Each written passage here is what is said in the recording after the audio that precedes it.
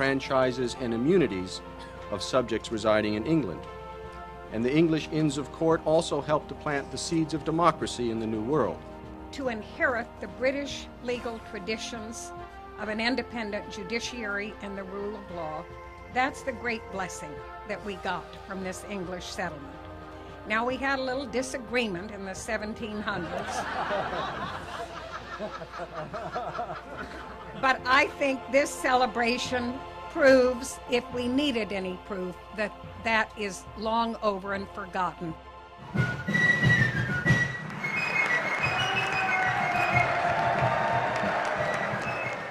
I visit the United States this week to commemorate the 400th anniversary of the landing of a small group of British citizens on a tiny island in what is now called the James River here in Virginia. When I visited 50 years ago, we celebrated the 350th anniversary largely from the perspective of those settlers, in terms of the exploration of new worlds, the spread of values, and of the English language, and the sacrifice of those early pioneers. These remain great attributes, and we still appreciate their impact today.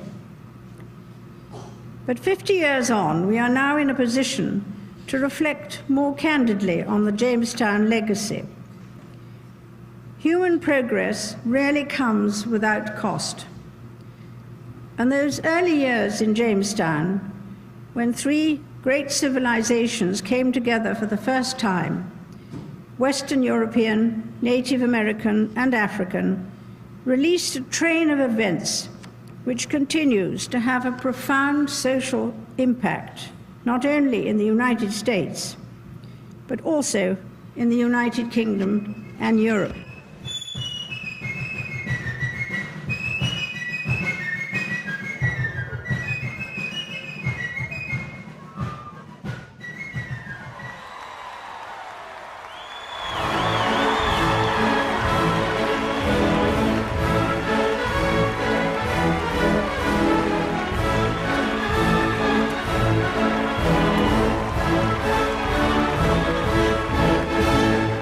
The story of Jamestown will always have a special place in American history. From these humble beginnings, the pillars of a free society began to take hold. Private property rights encouraged ownership and free enterprise. The rule of law helped secure the rights of individuals. The creation of America's first representative assembly ensured the consent of the people and gave Virginians a voice in their government. It was said at the time that the purpose of these reforms was, quote, to lay a foundation whereon a flourishing state might in time, by the blessing of Almighty God, be raised. Not all people shared in these blessings. The expansion of Jamestown came at a terrible cost to the native tribes of the region, who lost their lands and their way of life. And for many Africans, the journey to Virginia represented the beginnings of a life of hard labor and bondage. Their story is a part of the story of Jamestown. It reminds us that the work of American democracy is to constantly renew and to extend the blessings of liberty. That work has continued throughout our history. In the 18th century, our founding fathers declared our independence and dedicated America to the principle that all men are created equal. These values took root at Jamestown 4 centuries ago. They have flourished across our land, and one day they will flourish in every land. May God bless you, and may God bless America. With this final signature event of America's 400th anniversary and closing conference of the year-long series on democracy, a special time of commemoration and reflection is coming to an end. But the journey that changed the world continues, and so does the hard work of self-government. Each of us has a role to play in extending freedom, opportunity, and democracy to our fellow men and women around the globe. There are large and powerful questions that you'll grapple with over the next 2 days. I am not an academic or a student of democracy, but I am a passionate participant. And I have questions. But as Ben Franklin emerged on that hot September day, the press rushed up to him. And they said, "Mr. Franklin, what have you and your colleagues wrought?" And he said very sternly and briefly, "A republic, if you can keep it."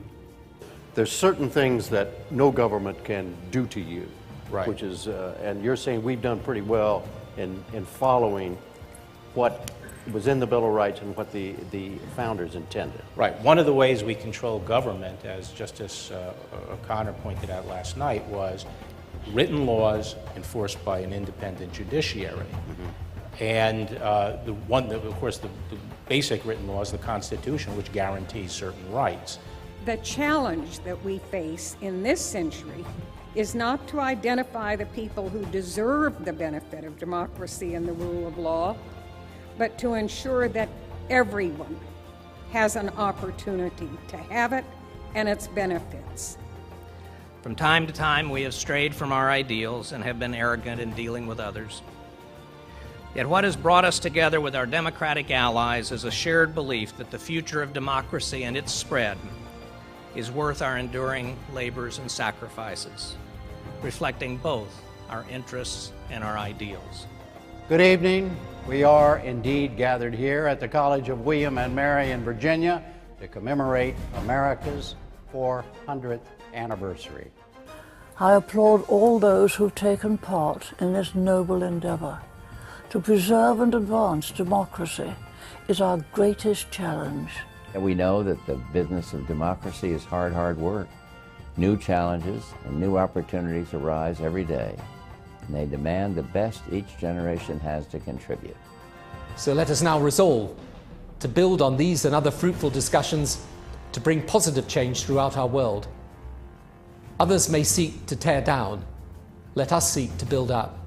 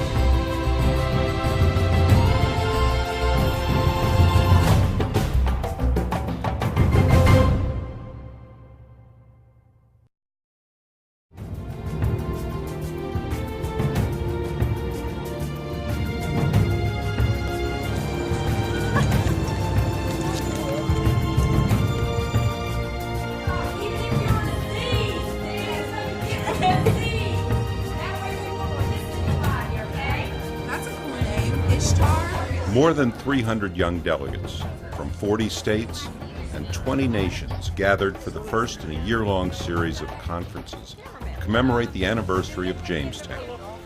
The high school students at the International Youth Democracy Summit began a year-long exploration of the foundations and future of democracy that concludes with this World Forum.